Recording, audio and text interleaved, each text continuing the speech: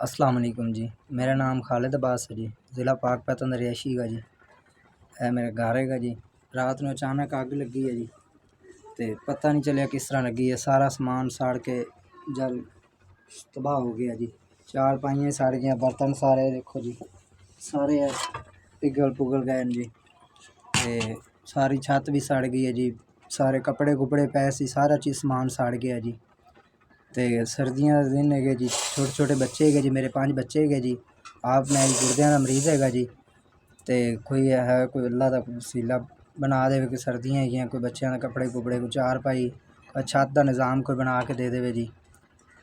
मेरा जी दोवें गुर्दियाँ का मसला है जी। 2 बारी ऑपरेशन करा चुका, छुआवां लवाइयां जी।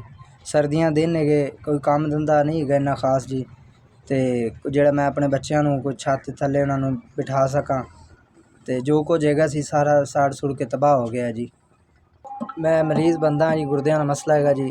मेरा कोई मैं बहन भरा भी छड़ गए, कोई रोज़ी का वसैल भी नहीं है जी। तो हुण मेरे को इन्नी गुंजाइश नहीं है जी मैं कोई छत अपने बच्चों वास्ते को पा लवां सर्दियां दिन है।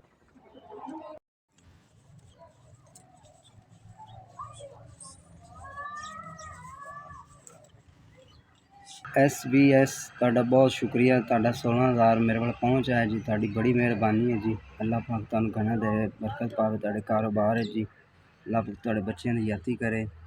अल्लाह पाक तुहानू उमरा करावे। अल्लाह पाक तुहानू इन्ना देवे कि इस तरह गरीबां की मदद करते रहो जी। बहुत बहुत तुहाडा शुक्रिया जी। जी मेरे को जी गुंजाइश हैगी सी, मैं कानिया की छत छुत जी पा ली है जी। तो थोड़ा बहुत आसरा कर लिया बच्चों का जी। अल्लाह पाक तुहानू इन्ना होर देवे जी। ए जेह्ड़े तुसी हुण 16,000 भेजे जी, भी उनको जेह्ड़ा कोई समान समून सीमेंट वगैरह को लैके ते मजीद उंदा होर कोई काम कुम करावांगा जी। अल्लाह पाक तुहानू इन्ना देवे कि इस तरह गरीबां की मदद करते रहो जी। SBS तुहाडी मेहरबानी। SBS तुहाडा बहुत शुक्रिया जी। तुहाडी बड़ी मेहरबानी जी।